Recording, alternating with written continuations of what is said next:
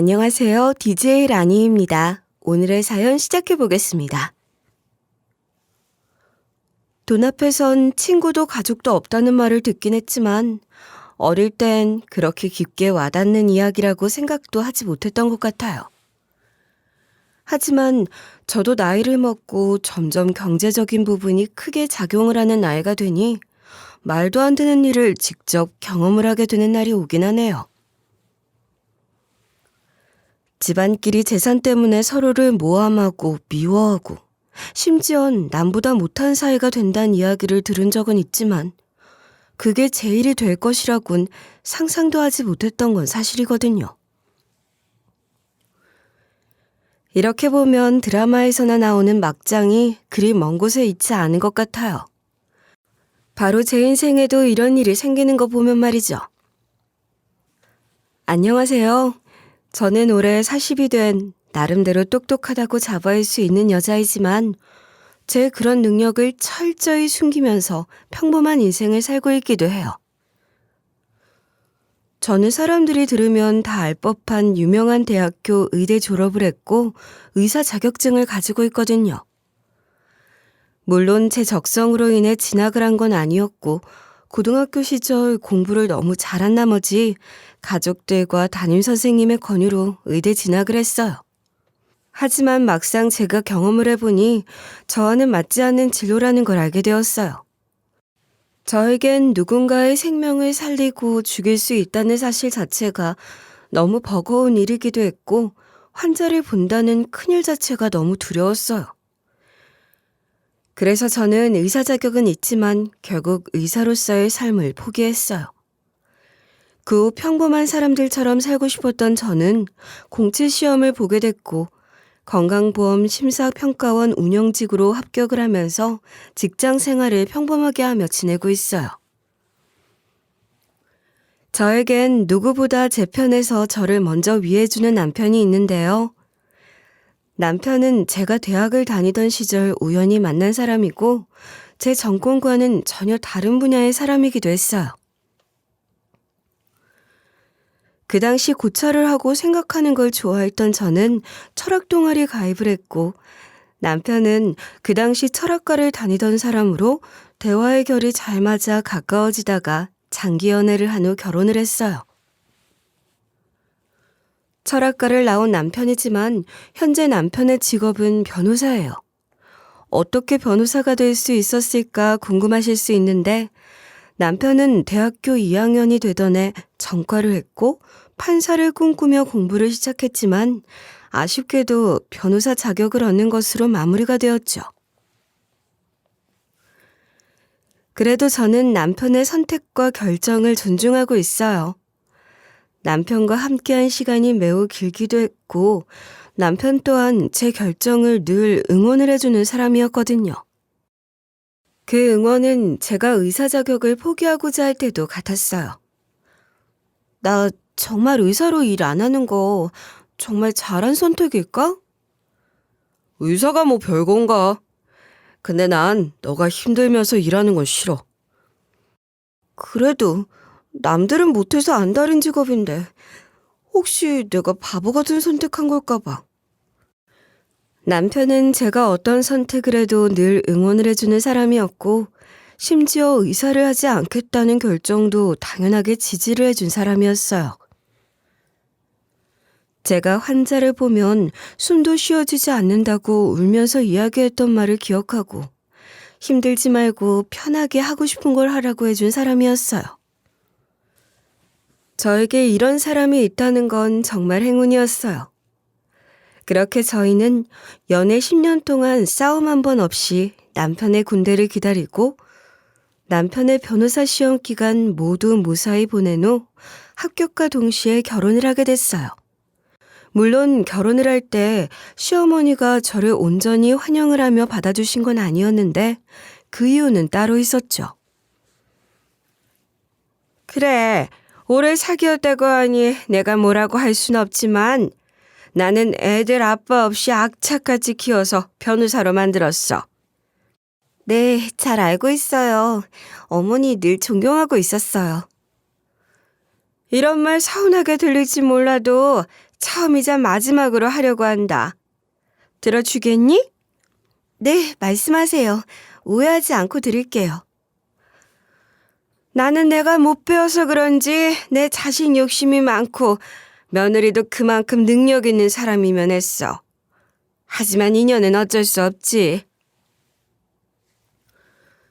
시어머니가 하는 말이 언뜻 듣기엔 불쾌할 수 있겠지만 시어머니의 살아온 인생을 생각하면 충분히 이해할 수 있었어요.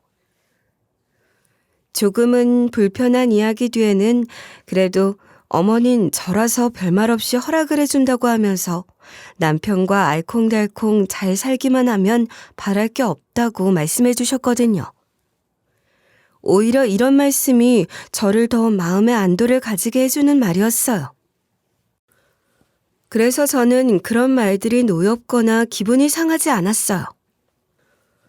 저희 시어머니는 일찍 세상을 떠나신 시아버지 빈자리를 채우며 혼자서 세 아들을 키워내셨고 서울에 이미 큰 건물 2채나 보유를 하고 계신 부동산 부자이시기도 했거든요.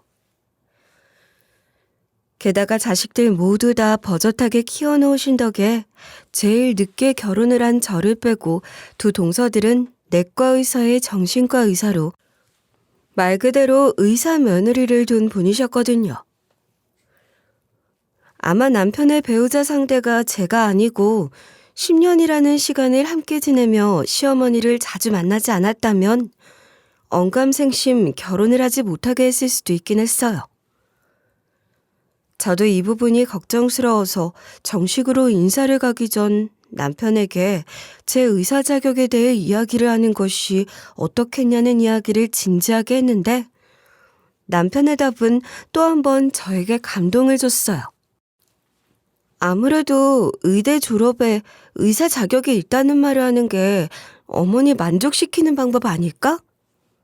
아니야, 그런 말 하지 말자. 너 자체로 이미 결혼을 하기에 충분해. 말하면 너만 스트레스 받을 거야. 그래도 며느리들에게 저렇게 자부심이 많으신데 나만... 네가 뭐 어때서. 그리고 의사 이야기하면 왜 의사 안 하냐고 엄청 압박하실 거야. 그럼 너 힘든데 의사하는 척 해야 하고. 애초에 말하지 말고 편하게 지내자. 알았지? 남편과 입을 맞춘 덕에 저는 애초에 의사 자격이 있다는 사실을 시어머니를 포함해 모든 가족들에게 숨긴 채 건강보험 심사평가원 직원 정도로 소개를 했고 그렇게 그 집 첫째 며느리가 되었어요. 물론 직업에 귀천이 없다고 이야긴 하지만 의사 며느리들 사이에서 저는 은근하게 무시를 당하는 대상이 되었고 그런 느낌을 저도 느끼긴 했지만 별로 크게 신경을 쓰지 않고 지내니 저에겐 큰 문제가 되진 않았어요. 은근슬쩍 저를 무시하는 발언을 하는 두 동서들의 발언이 느껴질 때도 많지만 적정선이 넘어간다 싶으면 적당히 반박을 하거나 비꼬면서 하루하루를 잘 보내고 있었기도 하고요. 특히 외로운 시어머니를 위해서 적어도 한 달에 한 번 정도는 모든 가족들이 모여서 식사를 하는 일이 많았는데 그럴 때마다 두 동서들은 자신들만 안다고 생각하는 어려운 의료 용어를 사용해가면서 대놓고 저를 무시하며 이야기 나누는 일들이 많았죠. 저는 그럴 때마다 다 알아듣는 내용이긴 하지만 모르는 척 웃으며 밥만 먹으며 대화에 끼지 않았고요. 아, 맞다. 너무 우리 이야기만 했네. 너무 형님만 못 알아듣는 대화하는 거 아닌가 몰라. 미안해요, 형님. 우리가 일 이야기가 주다 보니. 아니야. 괜찮아. 계속해. 나는 이렇게 듣고 배우면 좋지 뭐. 어머, 형님. 형님이 듣는다고 알아들을 이야기도 아닌데요, 뭐. 저희가 그만할게요. 이 이야기는 저희끼리 따로 해요. 형님한테 맞는 대화 해볼까요? 그래. 형님, 요즘은 뭐하고 지내세요? 취미생활 하시나? 9to6 근무니까 시간도 많으시죠? 나 정말 부럽다니까. 어머, 동서. 나도 나름 바빠. 애들 라이딩도 해야지. 남편도 내조하고 취미생활도 해야지. 얼마나 바쁜데. 원래 한가한 사람이 제일 바쁜 거 알지? 대화마다 은근슬쩍 저를 무시하는 태도와 말투를 보란듯이 쳐내며 이야기를 하면 두 동서들은 할 말이 없는지 말을 멈춘 채 제가 마음에 들지 않는 듯한 표정을 짓고는 화제를 돌리곤 했어요. 두 동서는 전문직도 아니고 특별히 견제를 할 대상이 아니라고 생각했던 저를 늘 미워하고 끌어내리지 못해 안달이었는데 그 이유는 아무래도 저 자체가 싫은 건 아니겠지만 시어머니와 자신들보다 훨씬 더 가깝게 지내는 관계 때문이라는 걸 전 알고 있었어요. 현재 시어머니의 자산으로 서울에 꽤 큰 규모의 건물이 두 채가 있고 그 건물은 모두 다 둘째, 셋째 며느리가 각각 병원을 개원해 건물로 사용을 하고 있었거든요. 이렇게 본다면 시어머니의 자산에 대한 욕심이 전혀 없을 것 같지만 칼 같은 시어머니는 가족이고 며느리라고 해서 무료로 건물을 대여해주고 계시진 않고 있었어요. 처음엔 무료로 대여를 하고자 했지만 그런 상황들은 혹시 모를 상황을 대비해 저와 남편이 반대를 했고 시어머니는 저희 조언을 듣고 가족 사이에도 선을 지켜야 한다는 생각을 가지게 되셨거든요. 처음엔 무상으로 건물 대여를 하려고 했던 시어머니의 결정을 저와 남편이 극구 말렸어요. 아무리 가족이라도 계약을 하고 임대료를 받아야 한다고 강하게 말씀드렸고 저희 말을 들은 후 시어머니는 결국 두 동서에게 임대차 계약서를 작성하는 건 물론이고 매달 임대료를 내면서 사용하고 있어요. 저희 때문에 임대차 계약서를 쓰고 임대료를 받기로 한 상황을 알게 되자 두 동서들에게는 제가 시어머니와 친하게 지내는 게 눈에 가시였던 것 같더라고요. 게다가 두 병원이 임대를 한 후에 무조건 잘 되면 좋겠지만 그렇지 못한 상황이었던 것 같더라고요. 임대료를 내고 직원들 월급을 주기도 빠듯했던 상황에서 마케팅을 따로 하지 않으니 슬슬 적자가 생기기 시작했고 부채가 하루가 다르게 늘어났다는 것 같았어요. 이런 상황이 되니 돈에 대한 욕심이 상당히 컸고 지금 당장 이 건물만 자신들의 명의로 바꿀 수 있다면 경제적인 어려움을 해결할 수 있다고 생각한 것 같더라고요. 그래서인지 갑작스럽게 태도를 바꿔가며 시어머니에게 잘하려고 하는 모습이 뚜렷하게 보이고 있었거든요. 저는 그런 두 동서들의 이기적인 모습을 너무 잘 보고 있긴 하지만 굳이 나서서 이런 모습에 대해 티를 내거나 아는 척하지 않으면서 조용히 지냈어요. 물론 속으로는 시어머니의 돈에 혈안이 되어서 상속에만 관심이 많은 모습이 참 한심하다는 생각을 하며 지내고 있긴 했지만요. 괜히 입 밖으로 이야기를 꺼냈다가 형제들 사이에 의가 상할 수 있기도 하니 그저 속으로 생각하고 넘어가는 게 맞는 태도라고 생각을 했어요. 직업과 인성이 일맥상통하지 않는다는 말이 꼭 들어맞듯 두 동서들은 의사라는 직업이 아니었다고 한다면 같은 여자로서 정말 밖에서 만난다고 해도 쉽지 않은 스타일이긴 했어요. 게다가 시어머니 건물을 임대해서 지낼 이유도 없던 상황이라는 걸 모르는 건지 당연히 그 건물이 자신들의 것이 되지 않을까 기대를 하며 지냈는데 상황이 불리하게 돌아가니 마음이 초조하고 불안한 상황이었던 것 같더라고요.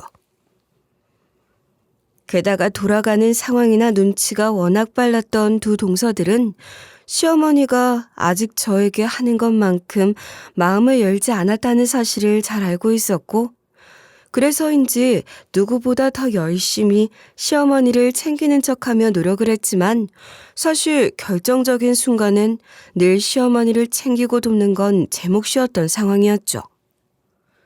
특히 시어머니의 건강관리 측면에 있어서는 의사였음에도 불구하고 두 동서들보다 제가 더 열심히 관리를 해드렸어요.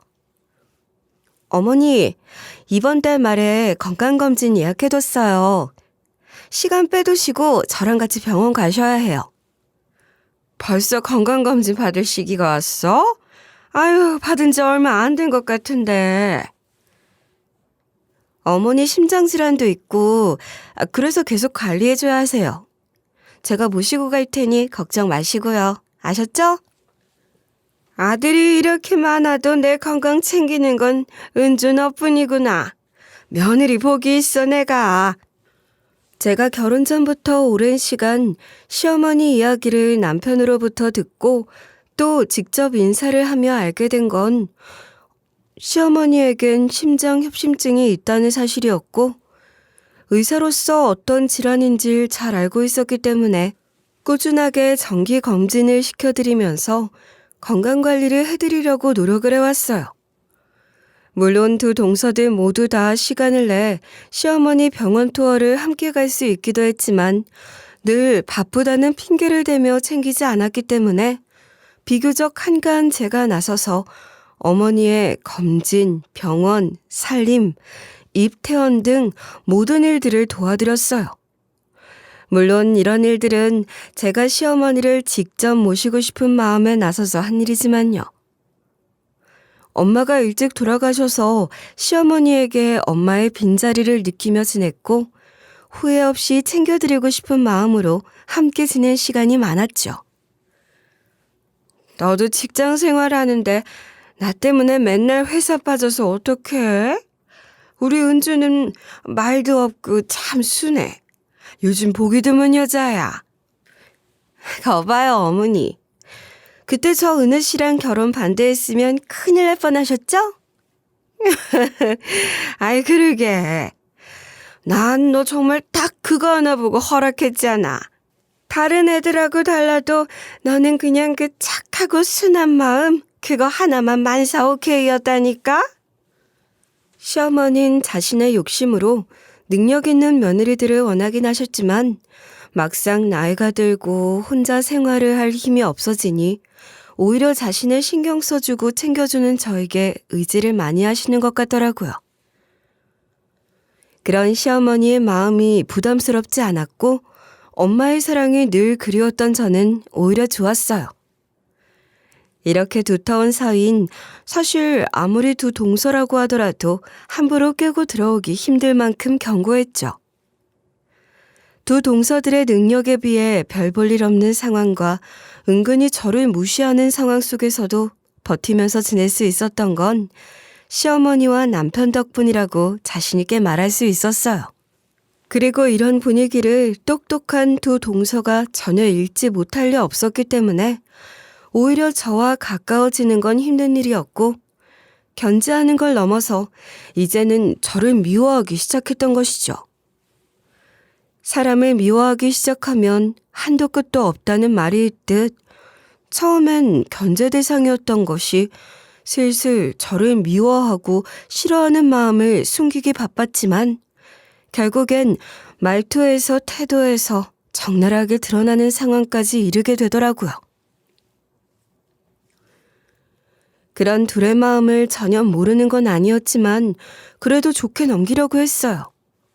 하지만 늘 모든 과함은 넘치듯 동서들의 행동과 말은 결국 선을 완벽하게 넘어버렸고 저를 철저하게 무시 발언으로 인해서 결국 가족 사이에 다툼이 일어나는 사건이 발생하게 되었어요. 그날은 모든 가족들이 모여서 식사를 하는 날이었고 시어머니는 몸이 좋지 않다는 이유로 참석을 하지 못해 형제 내외가 모여 식사를 하고 있었어요. 그날 역시 두 동서들의 잘난 척 대화는 오고 가고 있었고 저는 평소처럼 신경도 쓰지 않은 채 식사에만 집중을 했죠. 그러던 중 제가 밥을 먹는 것도 꼴이 보기 싫었는지 공격의 화살이 저에게 훅 들어오더라고요. 아니 근데 형님은 저희가 하는 얘기를 알아들을 수 있어서 지금 고개 끄덕이고 계신 거예요? 아니 당연히 모르지. 난 그냥 조용히 식사하면서 듣는 척 하는 거지. 내가 뭘 알겠어. 전혀 몰라. 걱정하지 말고 하던 이야기 해. 형님은 예전부터 수술이니 뭐니 우리가 하는 얘기 들었다고 해도 이게 보통 어려운 이야기인가요? 듣는다고 배웠으면 개나 소나 다 의사하죠. 의사들이 들으면 완전 기분 나쁘겠다. 안 그래요? 두 동서는 처음부터 자신들의 성질대로 저를 찍어 누르고 싶었는지 자랑을 하는 것을 넘어서 무시를 하기에 이르렀고 제가 참을 수 없을 만한 선 넘는 발언을 하더라고요. 의대 공부가 보통이 아닌데 감히 직장에서 의사들에게 주워 들은 이야기로 아는 척을 하지 말라는 식의 무시였어요. 평소와 다른 결의 무시와 공격에 저는 이건 참을 수 없겠다 생각했어요. 그리고 혹시 모를 상황들을 대비해 두 동서들이 함부로 이야기하는 내용을 모두 다 녹음을 하면서 문제에 대해 대비했죠.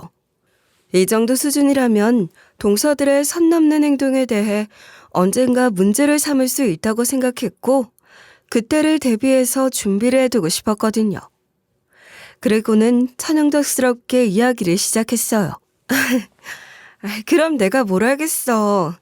나도 우리 회사 의사들이랑 식사할 때나 기동량하는 게 다인데. 그리고 알지? 어차피 병원 의사도 우리 심평원 기준에 맞춰야 하는 거. 그러니까 나한테 잘 보여? 제가 한 방 먹이고 싶은 마음에 던진 말을 발끈한 큰 동서는 의사들이나 높은 사람들의 기준이지 저 따위의 기준이 아니란 식으로 말을 하며 엄청 세게 받아치더라고요. 그런 반응을 보인다는 것 자체가 제 말을 긁혔다는 것을 의미하기 때문에 저는 속으로 완전 통쾌하다는 생각을 하며 웃으며 잘 넘겼어요. 사실 이런 일은 만나기만 하면 늘 있는 일이기도 하기 때문에 별다른 타격도 느껴지지 않는 일이기도 했고요. 또 가끔은 심심하고 무료한 일상에서 동서들의 티나는 공격은 꽤 신선한 자극으로 오기도 했고요. 그렇게 보이지 않는 창과 방패처럼 서로를 공격하고 방어하며 지내던 어느 날 시어머니의 건강에 적신호가 켜지는 일이 생겼어요. 평소 심장질환과 함께 소화기능이 좋지 않았던 시어머니가 가슴 통증을 강하게 호소하는 일이 생겼고 급하게 병원으로 이송을 해 입원을 하게 되는 사건이 발생했어요. 당장 늦은 시간이라 갈 곳이 마땅치 않았고 시어머니가 아픈 것도 내과 질환이었기 때문에 큰 동서의 병원으로 입원을 하게 됐어요. 갑작스러운 증상에 모두가 걱정을 했고 큰 동서는 이런저런 검사를 하면서 원인을 찾으려고 노력했어요.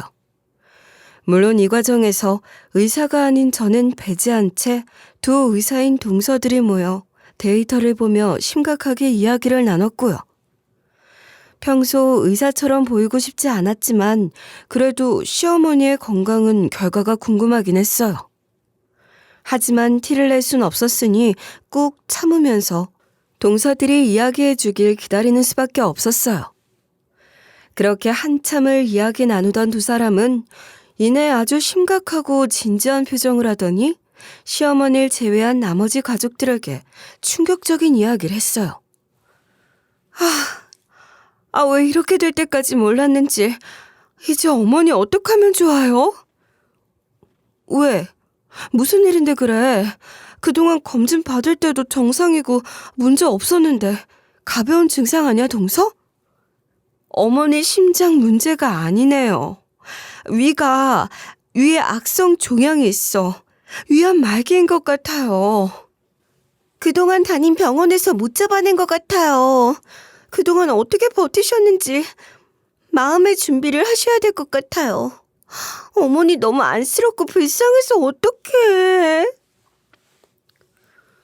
분명 2달 전 건강검진을 받았을 때만 해도 위 내시경까지 했고 종양은 고사하고 깨끗한 위를 직접 확인을 했는데 갑작스럽게 위암 말기란 이야기라니 황당하기도 하고 이 사실들이 받아들여지지 않아서 너무 놀랐어요. 모르긴 몰라도 제가 의사라는 사실은 숨기면서 하루하루 시어머니 건강관리를 해왔는데 전혀 위암이라고 느껴질 만한 증상이나 통증이 있지 않았거든요. 저는 너무 놀란 나머지 제가 의사라는 걸 아무도 모른다는 것을 잊고 바로 동서들에게 따지듯 확인을 했어요. 뭐? 갑자기 위안말기? 어머니 2달 전에도 위 깨끗하셨는데? 이게 확인이 안 될 수도 있긴 해서. 아니야. 그동안 심장약 복용을 하시느라 위험 증상은 좀 있어도 식사하실 때도 힘들어한 적 없으셔. 근데 위안말기? 건강검진 결과도 바로 2달 전에 정상으로 나왔는데 정말 맞아? 확실한 거야? 제가 이성을 놓고 의사처럼 따지기 시작하니 그 상황에서도 제 태도가 불만이었는지 작은 동서는 상당히 불쾌한 표정을 지으면서 저에게 짜증을 부리듯 화 아닌 화를 내더라고요. 의사도 아닌데 말해주면 뭘 아느냐는 식으로 이야기하더라고요. 애초에 증상은 모를 수도 있는 거고 이렇게 발견을 해서 알게 되는 경우도 많다고 하면서요. 아무리 그래도 어느 정도 전조 증상이 있어야 질환 의심이라도 하는 게 맞는데 그동안 전혀 증상이 없던 시어머니에게 위안말기 판정을 때려버리니 저는 이해가 되지 않더라고요. 하지만 여기서 더 이야기를 하고 따져봐야 의미가 없다는 생각이 들었고 이 상황에서 괜히 2 동서들과 다툴 이유는 없다고 생각했어요. 하지만 다른 방법으로 정말 그 검사 결과가 맞는지 어머니가 위안말기라면 옆에서 늘 보고 간호하던 내가 왜 몰랐는지 엄청난 죄책감과 고민이 몰려오면서 어떤 방법을 동원하더라도 제 눈으로 정말 위안말기란 사실을 확인하고 싶었어요. 당장 기록을 달라고 해도 보여줄 것 같지 않은 상황이었기 때문에 어떻게 하면 제 눈으로 직접 어머니 진료 기록을 볼 수 있을까 머리를 돌리고 또 돌리면서 고민을 했어요. 그 와중에 동서들은 제가 더 이야기하는 걸 원하지 않았는지 대화 차단을 해버리면서 자리를 피해 뜨더라고요. 당장 기록지를 볼 수가 없으니 설마 질환으로 거짓말을 할 만큼 파렴치한 사람들이겠어? 하는 아주 작은 희망을 가지고 애써 넘기면서 시어머니를 간호하며 며칠을 보냈어요. 물론 이런 상황에서도 머릿속은 누구보다 치열하게 제대로 확인할 수 있는 방법을 고민했어요. 그리고 마침내 결정을 했죠. 제 눈으로 직접 시어머니 진단을 확인하기로요. 아무리 생각을 해봐도 2 동서들의 위안말기 진단은 이해가 되지 않았거든요.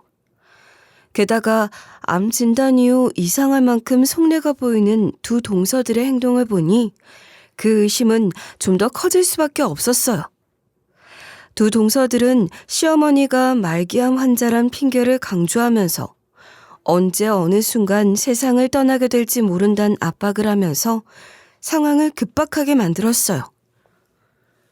그러면서 상속 문제를 제대로 해결해 두지 않는다면 머리가 터질 것이란 압박을 하며 은근슬쩍 상속 절차와 유언 정리를 압박하더라고요. 아니, 지금 이렇게 지나가는 것도 시간이 아까워요. 언제 어떻게 될지 모르는데 어머니가 재산이 없는 것도 아니고 상속세 대비라도 해서 건물 명의 이전을 하는 게 낫지 않나요? 뭐? 이 상황에 상속 문제? 어머니 건강하시고 쓰러지지도 않으셨어. 무슨 그런 얘기를 해. 동서 말 가려서 해. 그리고 우리가 할 얘기 아니잖아. 선 넘지 마. 아니, 어머 근데 왜 저희랑 상관이 없는 일이에요? 저희도 가족인데. 그리고 할 건 해야죠. 어머니도 아실 건 알아야 하고. 상속 문제를 형제들도 가만히 있는 상황에서 서둘러 정리를 하려고 하는 2 동서들의 태도가 저는 영 마음에 들지 않았어요. 그래서 큰 며느리로서 우리가 나설 일이 아니라는 말과 함께 아직 확실한 진단을 이야기할 순 없으니 말끝에 더 정확한 진단을 받아본 후 확실해지면 그때 시어머니에게 이 사실을 알리자는 이야기를 했어요. 그러자 큰 동선 제가 자신의 진단을 믿지 못한다는 뉘앙스가 느껴졌는지 발끈하면서 저에게 따지듯이 이야기하더라고요. 형님, 제가 의사예요. 형님이 뭘 하세요? 제가 진단했다고 하잖아요. 모르면 잠자코 있지. 왜요? 본인 몫은 없을까봐 걱정이 돼서 이러세요? 아니, 한 게 뭐가 있다고. 욕심은 있어서 참나? 의사인 건 누가 몰라? 의사도 100% 진단 못하는 경우도 있어. 이거 왜 이래? 이게 보통 일이야? 어머니 받을 충격을 생각 안 해?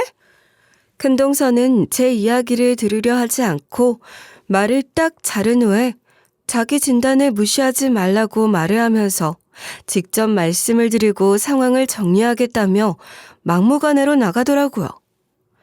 제가 한 번 더 제지를 하니 정색을 하면서 이 문제에서 의사도 아니고 아는 것도 없는 저는 빠지라고 하면서요. 제가 큰동서를 말릴 틈도 없이 큰동선 그대로 시어머니가 입원을 해 계시는 입원실로가 이 충격적인 사실들에 대해서 말도 구르지 않은 채 말기암 환자란 사실을 그대로 통보해버렸어요. 그러자 평소와 다르게 며칠 동안 길게 입원을 하는 것부터 불안해하던 시어머니는 그 이야기를 듣고 큰 충격에 빠져서 울먹거리는 목소리로 저에게 이야기를 하셨어요. 그동안 아픈 증상은 하나도 없었는데 갑자기 암이라고 하니 불안하신지 어떻게 해야 할지 모르겠다며 우시더라고요. 그런 시어머니가 안쓰러워 아직 확실한 것도 없고 오래오래 살면서 저와 꽃놀이도 가고 좋은 곳에 놀러가 커피도 마시고 해야 하지 않겠냐며 다독여들었어요. 무슨 일이 있어도 제가 해결할 수 있다고요. 불안함에 눈물까지 고인 시어머니를 진정시키면서 드는 생각은 딱 하나였어요. 아무리 봐도 시어머니 말기암 진단은 거짓 같고 그 상황에서 제가 제 의사 면허를 이용해서 제대로 된 기록을 보지 않으면 안 될 것 같다는 생각이요. 그래서 저는 두 동서들 모르게 병원 기록을 찾아서 보려고 시도를 했어요. 기록을 보니 이미 진단을 해둔 서류뿐이라 죄다 말기암 진단을 내린 결과뿐이더라고요. 이대로는 제대로 된 확인이 어렵다고 생각을 했고 고민 끝에 결단을 내린 채 전화를 들었어요. 제 아주 오랜 친구였던 동료 의사의 도움을 받고 싶어서요. 여보세요? 잘 지내지? 너무 오랜만이지. 내가 용건이 있을 때만 전화해서 미안한데 좀 급해서. 야, 누구야? 은주 아니야? 우리가 뭐 그럴 사이니? 전화까지 한 거 보면 급한 거 같은데 무슨 일이니? 우리 어머니가 말기암 판정을 받았는데 이게 사실인가 해서. 아이고, 그래? 병원이 어딘데? 너도 볼 수 있지 않아? 큰동선의 병원인데 경기도 광명에 있는 내 거라고. 거기? 거기 오진 많고 돈만 엄청 빼먹기로 유명해. 잔말 말고 우리 병원으로 와서 다시 검사 받아봐. 너도 검사 결과 같이 보고. 그동안 의료계에 몸을 담지 않고 있어서 큰 동서의 의사로서의 평판에 대해선 들어본 적이 없었긴 했는데 막상 직접 제 귀로 들으니 참 가관이긴 하더라고요. 큰동선의 내과는 이미 업계에선 돈을 밝히면서 의료 윤리도 지키지 않은 채 운영을 하는 악질적인 병원으로 이미 소문이 자자한 상황이더라고요. 이런 이야기까지 들으니 더는 두고 볼 수 없었고 동료의 도움을 받아서 시어머니의 병명을 더 정확하게 그리고 제 눈으로 직접 확인해야 했어요. 정말 다행스럽게도 동료의 배려로 저는 다음날 바로 시어머니 모시고 동료 병원으로 가 암 진단 검사를 진단했어요. 모르긴 몰라도 제 눈으로 직접 확인을 하지 않는 이상 어머니 말기암 진단을 믿을 수 없었거든요. 그리고 검사가 마무리된 후 그 결과를 받아본 저는 황당함을 감출 수 없었어요. 어머니의 위는 나이보다 훨씬 더 깨끗했고 암 조직은 보이지도 않았거든요. 게다가 모든 것들이 다 정상 수치를 기록하는 모습을 보니 도대체 뭘 보고 말기암이라는 협박 아닌 협박을 하면서 집안을 발칵 뒤집어놨는지 이해가 되지 않더라고요. 모르면 몰랐을까 제가 이 사실을 모두 다 알게 된 이상 이 상황을 그대로 넘어갈 순 없다고 판단했어요. 저 혼자만 알고 있어야 할 이야기가 아니란 생각을 했고 빠르게 남편에게 전화를 걸어 이 황당한 사기극에 대해 이야기를 했어요. 동서들이 멀쩡한 어머니 말기암이라고 진단했어. 내가 지금 친구 병원 와서 알게 됐는데 너무 황당해. 뭐? 그럼 건강하신 분을 암 환자 만들었단 거야? 응, 아무래도 재산 문제 때문인 것 같은데 이거 이대로 두면 안 될 것 같은데 어떡해? 모르면 몰랐을까? 절대 가만 안 둘 거야. 남편은 그동안 몰랐던 이야기들을 모두 다 듣게 된 후 상당한 분노에 차올랐고 저를 통해 이 모든 상황을 바로잡아달라고 했어요. 의사인 저에게 해결을 맡기면서 본인은 법적 문제에 대해 제대로 된 도움을 돕겠다고 했고요. 그렇게 우리 두 부부의 본격적인 사이다 복수극이 시작되었어요. 그 시작은 시댁 가족들이 시어머니의 건강 문제로 상속 이야기를 해야 한다는 명목으로 모두가 모인 시어머니의 병원에서 하기로 했어요. 모두 다 모인 자리에서 이야기를 시작해야 했으니까요. 동서들은 이미 저를 빼놓고 본인들끼리 시나리오를 짜는지 자신만만하게 연극 아닌 연극을 해가면서 이야기의 주도권을 잡으려고 하더라고요. 어머님 상태가 너무 나쁘다는 이야기를 하면서 침울한 척했지만 사실 말하고 싶은 건 어머니 재산을 빠르게 나눠주고 정리해야 하지 않겠냐는 이야기였어요. 유언장도 빨리 정리하면 좋다면서요. 아들들이 아닌 며느리 입에서 나올 말은 아니기 때문에 듣는 저 역시 어이가 없어서 그저 어이없어 쳐다보고 있었네요. 큰 동서가 망언을 하자 작은 동서는 짝이라도 한 듯이 이야기하더라고요.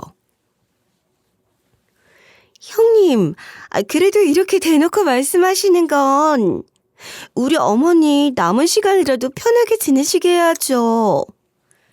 가슴 아프지만 현실은 현실이니까요. 어머니 사리분별 분명하신 분이니 제 말 속상해 안 하실 거예요. 그쵸?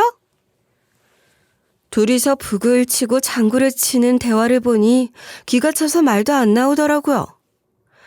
어머니가 진짜 암 진단을 받았다고 하니 남편을 제외한 나머지 시동생들은 모두 다 충격에 빠진 듯한 표정을 하면서 어떤 말도 하지 못하더라고요. 너무 당황스러운 상황이 펼쳐지니 당장 상속이니 뭐니 생각이 나지 않는 것도 당연하고요. 그런 상황에서 어쩌면 친자식도 아닌 두 동서들이 나서서 상속 문제니 유언 문제니 언급을 하며 정리를 해야 할 것 같다는 선 넘는 이야기라는 모습을 보니 제가 다 보기 불편했어요. 그래도 속으론 그래 어디까지 하는지 한번 보자 하는 생각으로 가만히 보고 있었더니 점점 더 그 도가 지나치더라고요. 그렇게 한참을 두 사람이 하는 연극을 관람하듯 본 후에 그때서야 제대로 된 복수를 위해 저는 본격적으로 제 정체를 밝히기로 했어요. 그동안 제 정체에 대해선 그리 큰 관심도 없고 시동생들 역시 저에게 큰 관심이 없던 상황이라서 제 폭탄 발언은 충격 그 자체로 받아들여진 건 당연했기도 해요. 그래서 더 이 상황이 재밌기도 했고 제대로 된 복수를 위해서 모든 사실을 밝히기 시작했죠. 그리고 그 모습을 본 가족들은 다들 경악을 하며 충격을 금치 못하는 표정을 했어요. 특히 두 동서들의 표정을 보니 속이 다 시원하더라고요. 두 사람이 신나게 이야기 나누는 모습을 모두 다 구경한 후 저는 조용히 일어나서 제 숨겨진 신분을 밝혔어요. 평소엔 하고 싶은 말이 있어도 꾹 참고 모르는 척했던 많은 의학 용어에 대해서도 숨기지 않고 하나하나 이야기하기 시작했죠. 갑작스럽게 딴 사람처럼 이야기하는 저를 보니 두 동서들은 어이가 없다는 듯 처음엔 또다시 저를 무시하려는 시도를 하더라고요. 아니 형님, 아무리 서당계 3년이라고 하지만 지금 저희끼리 하는 어려운 얘기 주워듣고 아시는 척 하시는 거예요? 형님, 지금 상황 정말 심각해요. 장난칠 상황도 아니라고요. 낄 때 안 낄 때 구분하셔야지. 그래, 나 지금 누구보다 낄 때 안 낄 때 구분해서 이야기하고 있는데? 내가 하는 지식으로 내 자격으로 이야기하는 거야. 나도 내과 의사거든. 제가 비로소 제 신분에 대해서 밝히며 이야기를 하니 처음엔 다들 귀를 의심한다는 듯이 어안이 벙벙한 표정으로 저를 바라보더라고요. 잠시 심각한 표정을 하면서 바라보더니 두 동서들은 그럴 리가 없다는 듯 다시 무시하는 표정을 짓더니 코웃음을 치며 제 말을 믿지 못하겠다는 듯이 반박을 시작하더라고요. 뭐 어느 정도 예상을 했던 반응이었기 때문에 저는 전혀 당황스럽지 않았어요. 이 정도도 준비 안 하고 밝히려고 한 건 아니니까요. 참나, 네? 형님이 의사라고요? 저희가 그걸 어떻게 믿죠? 저희 업계에서 형님 이름은 들어본 적도 없는데? 그러니까요. 지금 어머니 편찮으신 것도 정신없는데 무슨 이상한 소리를 하시는 거야 정말. 뭐 안 믿을 줄 알았어. 똑똑한 우리 동서들 확실한 거 좋아하잖아. 그래서 내가 의사 자격증이랑 면허증이랑 다 가져왔어. 그리고 시어머니 말기암이라고 주장하던데 내가 직접 한 검시 기록지도 가져왔어. 의심병이 많은 동서들을 위해 친히 의사 면허증 그리고 제가 직접 검사한 시어머니 내시경 결과 및 MRI 결과까지 손수 가지고 동서들 앞에 던지듯 건넸어요. 알아서 확인을 하라는 듯한 눈빛을 한번 보내고 이제부터는 본격적으로 의사로서의 소견을 이야기하며 큰 동서와 작은 동서에게 하나하나 따지기 시작했어요. 차라리 제 신분을 밝히고 난 후 이야기 시작하니 편하기도 하고 속도 시원하더라고요. 왜 그동안 이런 방법을 선택하지 않았을까 싶었어요. 믿든 말든 알아서 하시고 이제부터는 의사로서 제 소견을 말할게요. 제 소견으론 이건 철저한 오진인데 어떤 근거에서 위안마에게 진단을 내렸지 동서? 형님, 제가 손이 사람이라서 이런 말까지는 안 하려고 했는데 낄 때 안 낄 때 구분하면서 이야기하셔야죠. 지금 의사 소견으로 말하는 중인데 뭐 의사라도 되세요? 눈치도 없고 황당하네. 면허증 조작한 건지 누가 알아요? 안 그래요? 동서들은 제가 의사란 사실이 믿고 싶지 않았던 건지 직접 면허증을 보여주고 검사 결과에 대한 분석을 하며 질문을 하고 있음에도 불구하고 큰동서는 끝내 말을 함부로 하면서 따지기 시작하더라고요. 절대로 제가 의사일 리 없다고 하면서요. 그리고 그런 동서들의 함부로 대하는 행동을 처음 본 남편은 매우 화가 났어요. 그동안 이런 취급을 받아오고 있다는 걸 몰랐지만 오늘 동서들이 저에게 하는 행동을 보니 화가 잔뜩 났는지 화를 꾹꾹 누르며 이야기하는 게 제 눈엔 보이더라고요. 진짜 못 봐주겠네. 지금 우리 엄마 오진도 용서가 안 되는데 내 와이프까지 함부로 해왔단 거예요? 돌팔이 주제에 누가 누구한테 함부로 이야기하는 거지? 뭐라고요, 아주버님? 지금 저한테 말씀하신 거예요? 이렇게 함부로 이야기하셔도 될 사람인가요, 제가? 어머니 아픈 자리에서 이렇게 막 나가시겠다고요? 됐어. 이제 말해야 될 것 같아. 내 입으로 말하면 믿겠지. 내가 서울에 있는 의대 출신 내과 전문의거든 사실.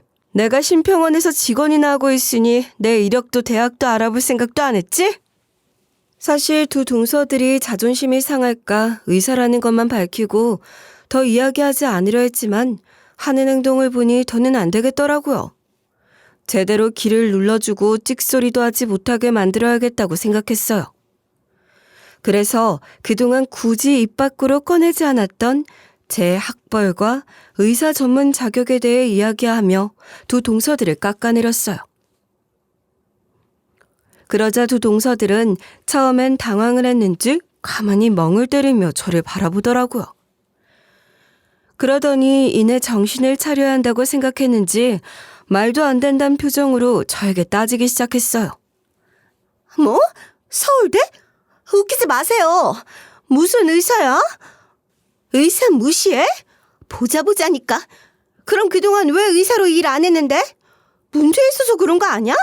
하자 있는 거 아니냐고. 도대체 의심병이 그렇게 많아서 어떻게 살아? 그래도 상속도 미리 하고 싶어서 없는 병 만들어서 시어머니 말기암 환자 만들었니? 자, 여기 자격증 줄 테니까 진위 여부 확인해 보던가. 너랑 할 얘기 없어.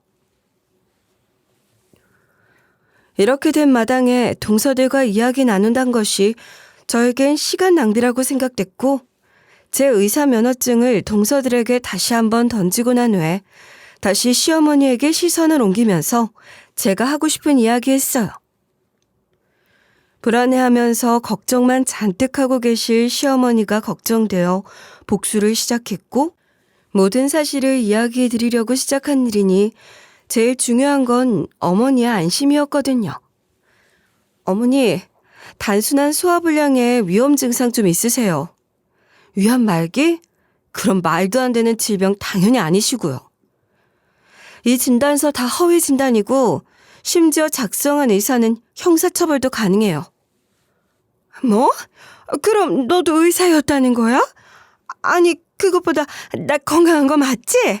안 죽는 거 맞지? 근데 왜 쟤네는 나 죽이려고 하는 거야? 그야 엄마 건물이 탐이 난 거지. 아무것도 안 하는 것 같은 은주가 엄마랑 친한 것 같으니까 어떻게든 유언장 바꿔놓고 싶었겠지. 파렴치한 인간들이. 의사로서 이런 행동했다는 게 저도 이해가 되지 않아요. 심지어 가족에게 이런 짓을 하다니 더는 참고 넘길 수가 없었어요, 어머니. 엄마 아들이 변호사인데 가만히 있을 수 없지. 이 대화 다 녹음하고 있어요. 의료법 위반은 물론이고 사문서 위조까지 싹 다 묶어서 고발할 거예요. 저도 더는 못 참아요. 너희도 할 말 없지? 예전부터 워낙 냉철하고 한번 화가 났다 싶으면 말리지 못했던 남편의 성격 탓인지 아니면 아주버님들 역시 자신들의 아내가 한 짓에 대해 상당한 충격을 받아서인지 어떤 이야기도 하지 못한 채 이 상황을 이해하려고 하는 것 같더라고요. 아주버님들 입장에서도 별다른 문제가 없이 지내왔다고 생각했지만 두 동서들이 한 행동을 그대로 알게 되는 상황이 오니 배신감도 느껴지는 것 같았고요. 잠시 정적이 시간이 흐르긴 했지만 이내 상황 파악을 끝낸 아주버님들은 화가 잔뜩 난 표정으로 각자의 아내에게 큰 소리로 화를 내면서 병실을 나가버렸고 동서들은 전혀 예상을 하지 못했던 상황의 전개에 어떻게 해야 할지 모르겠는 얼굴이 새하얗게 질리면서 당황스러움에 어찌할 바를 모르더라고요. 당장 제가 의사였단 사실을 이해하는 것도 상당한 충격인데 문제는 오지늘에 시어머니를 한순간에 말기암 환자로 몰고 상속에서도 자신들의 몫을 챙기려고 했던 사실들이 모두 다 드러나면서 완벽하게 궁지에 몰리게 된 상황이니까요. 서방님, 정말로 고소를 하실 건 아니죠?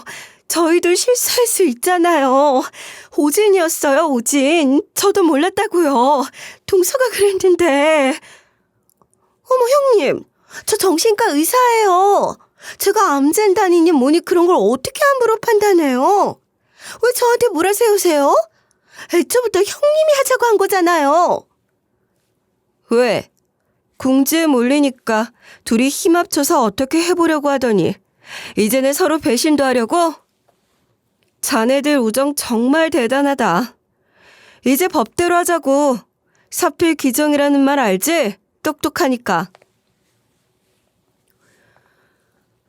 저는 당황스러워서 어찌할 바 모르는 두 동서들을 상대로 마지막 한 방을 먹인 후에 그대로 돌아서서 시어머니 퇴원 수속을 도와드리기 위해서 병실에 나갔어요. 휠체어에 시어머니를 태운 후 퇴원을 위해 함께 나서는 길에 휠체어 손잡이를 잡으며 걷는 제 손을 잡으며 시어머니는 진심 어린 고마움을 표시하셨어요. 잘난 며느리 10트럭이 와도 너랑은 안 바꾼다. 너 없었으면 나 어떻게 살았을까?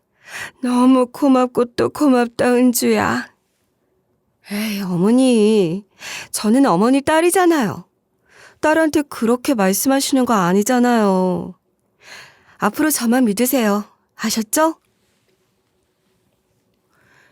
시어머니는 결국 그동안 배경만 보고 자랑스러워하며 믿었던 며느리들에게 말도 안 되는 취급을 받게 된 것에 대해 화가 나기도 하고 배신감도 느끼시는지 몇 차례 화를 내시긴 했지만 그래도 이후엔 암 진단이 오진이었다는 사실과 함께 그동안 기대도 하지 않던 첫째 며느리가 명문대를 나와 의사 자격까지 가지고 있다는 사실을 알게 되니 이내 다시 얼굴이 펴지면서 자랑스러워하시기 시작했어요.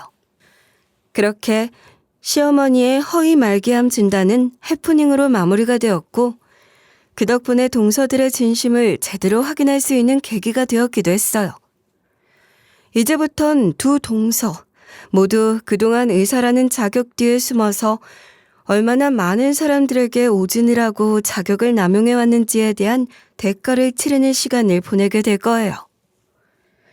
그 시작은 두 동서 모두 다 의료법 위반을 이유로 형사고발을 받게 된 것이었어요.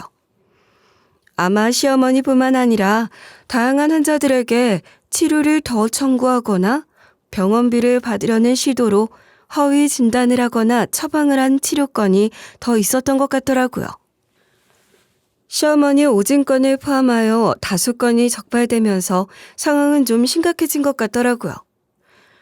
아마 이 사건으로 의사 면허가 취소되는 건 물론이고 허위 진단으로 사문서를 위조했으니 가볍게 끝날 것 같진 않다고 남편이 이야기해줬거든요.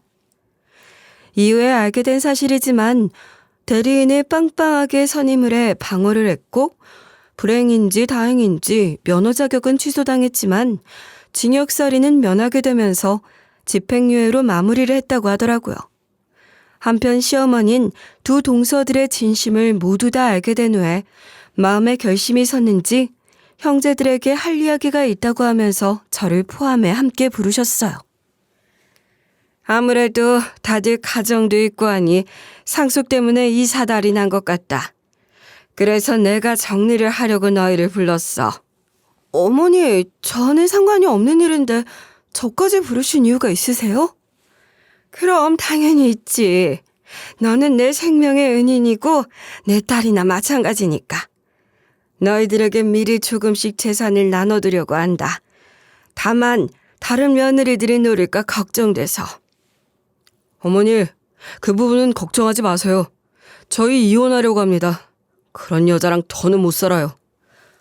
네, 다른 건 몰라도 시부모 알기를 우습게 하는 여자랑은 소름 끼쳐서 못 살아요. 소송할 거예요. 시어머니는 상속 문제를 미리 정리해두려고 저희를 불렀고 그 과정에서 두 동서들이 재산을 노릴까 걱정스러운 마음이 있던 것 같아 이야기하시더라고요.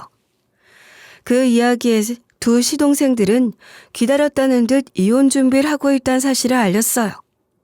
물론 그 일이 있고 나서 갈등으로 이혼을 고려할 수 있겠다 싶었지만 생각보다 빠르게 결정을 했더라고요.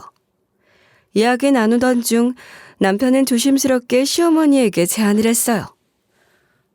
지금 저희에게 재산 나눠주시는 건 안 해주셔도 돼요. 어머니 평생 고생한 값인데요. 대신 재산 관리 해줄 수 있는 제 3자를 통해서 관리하시는 게 어떻겠어요? 그런 방법도 있니? 그렇다면 좀 더 투명하게 관리가 될 것 같긴 한데. 네, 재산 관리인을 두면 훨씬 투명하고 형제들이나 가족들끼리 분쟁도 없을 것 같아요. 제가 알아보고 도와드릴게요.